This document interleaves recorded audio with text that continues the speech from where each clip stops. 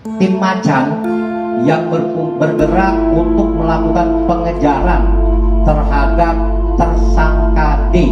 Pengejaran terhadap tersangka D yang notabene sudah dilacak keberadaannya. Halo guys, balik lagi dalam channel gua. Guys, hari ini gua akan ngebahas kasus yang berasal dari Sumatera Selatan. Kasus ini menimpa seorang mahasiswa yang ditemukan telah membusuk di dalam kamar kosannya. Seperti apa kronologi kejadian tersebut? Yuk kita simak videonya.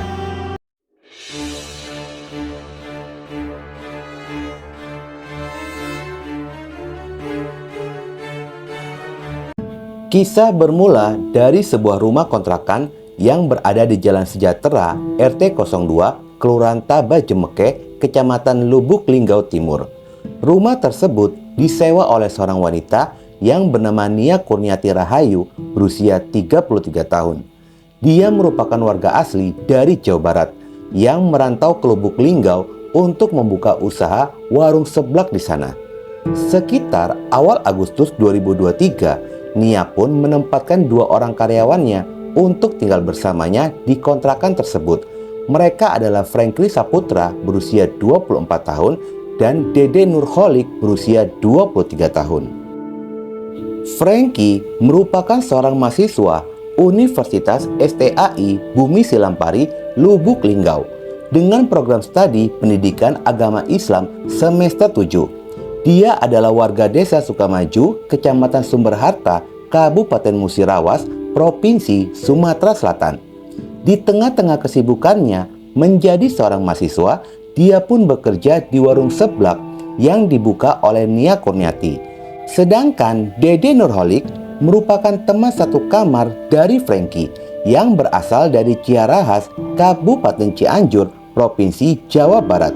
Dia pun merupakan adik sepupu dari Nia yang juga berasal dari Cianjur.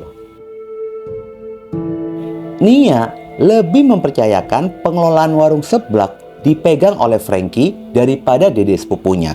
Selama menjalani roda usaha, mereka tinggal bersama di rumah kontrakan tersebut. Pada awalnya, Franky dan Dede menyewa sebuah rumah kontrakan yang berada di Jalan Majapahit, lalu pindah ke Jalan Sejahtera yang disewa oleh Nia, dan baru saja berjalan 1 bulan lamanya. Kejadian ini pun bermula ketika Nia memutuskan untuk pulang ke Cianjur menjemput ibunya di sana. Nia berangkat dari kontrakan pada tanggal 5 September 2023. Setelah menjemput ibunya, dia pun kembali ke Lubuk Linggau dan tiba di rumah tersebut pada tanggal 8 September 2023 pada jam 06.30 pagi harinya.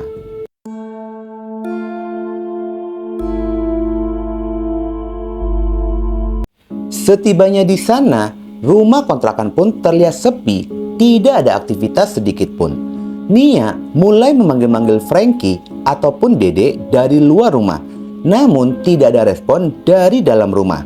Akhirnya Nia memutuskan untuk mendatangi kosan lama dari Franky yang berada di Jalan Majapahit. Nia sengaja datang ke sana lantaran ada karyawan Nia yang lainnya masih tinggal di sana, bernama Dino Mandala. Sesampainya di kosan lama, Dino pun menyampaikan jika Franky ataupun Dede tidak berada di sana. Dan akhirnya Nia pun kembali lalu meminta Dino untuk ikut bersamanya, meminta untuk membuka paksa pintu kontrakan. Dino ikut bersama dengan Nia sudah mempersiapkan diri dengan membawa linggis. Mulailah Dino mencongkel-congkel pintu rumah menggunakan linggis tersebut. Dan pada saat pintu berhasil dibuka, rumah pun tampak kosong, tidak terlihat adanya Franky ataupun Dede. Nia langsung menuju ke kamar yang ditempati oleh Franky dan Dede. Namun lagi-lagi pintu kamar dalam kondisi terkunci. Nia kembali memanggil dan mengetuk-ngetuk pintu kamar. Namun tidak ada jawaban dari mereka berdua. Merasa curiga, akhirnya pintu kamar pun dibuka paksa. Dan sontak saja saat pintu itu terbuka, aroma menyengat langsung timbul dari dalam kamar yang berasal dari tubuh Franky yang sudah tidak bernyawa. Selain itu, dinding kamar ditemukan adanya pesan yang bertuliskan, "Maaf ya teh." Mengerikannya ditulis menggunakan darah dari Frankie. Nia berteriak histeris meminta bantuan kepada warga sekitaran. Teriakan itu pun memancing warga setempat segera datang ke lokasi temuan dan langsung menghubungi pihak kepolisian. Setibanya polisi di TKP, polisi langsung melakukan pengecekan serta evakuasi tubuh Frankie. Tubuh Frankie ditemukan tertutup oleh bed cover dengan bercak darah yang sudah dibersihkan. Terlihat dari kondisi Frankie yang sudah membengkak serta mengeluarkan aroma tidak sedap, polisi menduga jika waktu kematian sekitar 3 hari. Tubuh Frankie segera dievakuasi menuju Rumah Sakit Dr. Sobirin, Lubuk Linggau untuk dilakukan pemeriksaan lebih lanjut. Dari hasil penyelidikan awal tim Macan Polres Lubuk Linggau, diketahui jika Dede, teman sekamar dari Frankie, tidak ditemukan keberadaannya. Selain itu, motor Astrea Grand nomor polisi AB 5835 PU milik dari Frankie beserta sejumlah uang Rp600.000 ikut hilang. Yang diduga kuat, terduga pelaku pembunuhan itu adalah Dede Nurholik, teman sekamar dari Frankie. Lalu pihak kepolisian pun segera melakukan penyelidikan lebih dalam lagi dan melacak keberadaan dari Dede. Dede yang berasal dari Cianjur, polisi pun menduga jika Dede melarikan diri ke kampung halamannya. Polisi segera melakukan pengejaran serta ciri-ciri dari Dede segera disebarluaskan dan memasukkan nama Dede ke dalam daftar pencarian orang. Minggu tanggal 10 September 2023 jam 1 dini hari, polisi tiba di Kabupaten Cianjur. Tim segera berkoordinasi dengan Polsek Cilaku untuk meminta backup guna melakukan penangkapan dan penggeledahan di rumah dari Dede. Setelah selesai melakukan pemeriksaan serta penggeledahan rumah, hanya ditemukan sedikit petunjuk saja, sedangkan tersangka Dede tidak ditemukan. Pada keesokan harinya, pada tanggal 11 September 2023, polisi mendapatkan informasi bahwa ada seseorang laki-laki yang mirip dengan tersangka Dede berada di Kecamatan Tanjung Lago, Kabupaten Banyu Asin. Namun sayangnya polisi tidak berhasil menemukan keberadaannya. Dan setelah 1 minggu Dede menjadi buronan polisi, akhirnya Dede pun berhasil ditangkap pada tanggal 15 September 2023 sekitar pada jam 23.50 di sebuah Alfamart Kecamatan Kalidoni, Palembang. Pada awalnya Dede pun mengaku jika dirinya akan kembali ke kampung halamannya yang berada di Cianjur. Namun saat akan melakukan penyeberangan menggunakan kapal feri, dia mengaku salah naik kapal.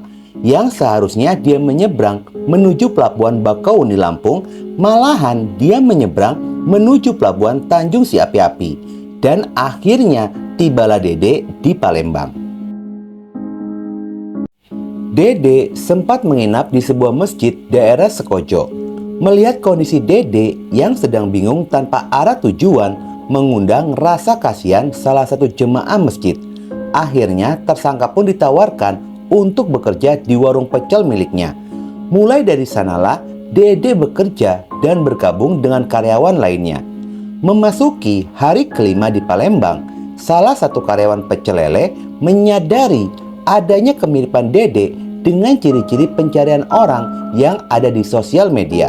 Akhirnya karyawan tersebut pun memberitahu informasi itu kepada owner pecel lele. Lalu sang owner menghubungi tetangganya yang kebetulan anggota Intelkam Polda Sumatera Selatan, yaitu Bribtu Ridwan, dan akhirnya Dede pun tertangkap. Di dalam interogasi, Dede mengaku kesal, dendam, dan cemburu kepada Frankie. Dede yang merupakan sepupu dari Nia menaruh hati kepadanya. Namun rasa sukanya itu seperti dipatahkan berganti rasa kecewa ketika mengetahui Frankie teman sekamarnya telah melakukan hubungan terlarang dengan Nia sepupunya sendiri. Selain itu, Frankie sungkem memerintah dan marah-marah kepadanya dengan perkataan kotor serta kata-kata kebun binatang yang membuatnya kesal ketika bekerja. Puncak dari kekesalannya itu terjadi pada tanggal 6 September 2023. Dede melakukan kesalahan lalu dimarahi oleh Frankie di depan banyak pembeli. Dede yang sudah tidak bisa menahan amarahnya lagi langsung berpikir untuk membunuh Frankie. Sepulangnya mereka dari bekerja, Dede pun menunggu momen yang pas untuk menghabisi nyawa Frankie. Dan ketika memasuki jam 2 dini hari,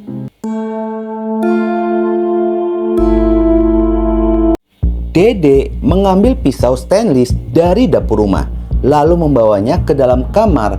30 menit kemudian, Dede pun berdiri di samping Frankie yang sedang tertidur. Setelah itu, Dede menikam Frankie tepat di ulu hati. Ketika itu, Frankie pun terbangun dan mencabut pisau tersebut, berusaha untuk membalas tikaman dari Dede.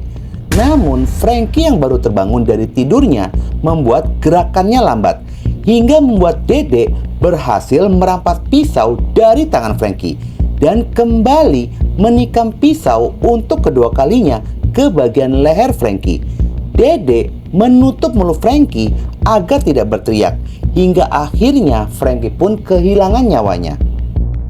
Dede mengaku menyesal telah membunuh Frankie dan meminta maaf kepada keluarga besar Frankie sambil menangis. Dede mengaku setelah membunuh Frankie selalu dihantui rasa bersalah dan seperti dikejar-kejar oleh korban Frankie. Sementara pengakuan dari pelaku Dede yang mengatakan jika korban memiliki hubungan spesial dengan Nia ditampik oleh ayah korban yang bernama Supriyanto. Lantaran Nia ini telah memiliki suami. Supriyanto menyangka jika motifnya adalah rasa iri hati dari pelaku, dikarenakan Frankie lebih dipercaya untuk mengelola warung seblak tersebut. Ayahnya menilai jika Frankie lebih rajin, jujur, dan mudah dipercaya. Mungkin itulah sebabnya bosnya lebih percaya dengan Frankie dibandingkan dengan sepupunya itu, dan mengaku jika kedekatannya dengan Nia hanyalah biasa-biasa saja, tidak ada yang spesial.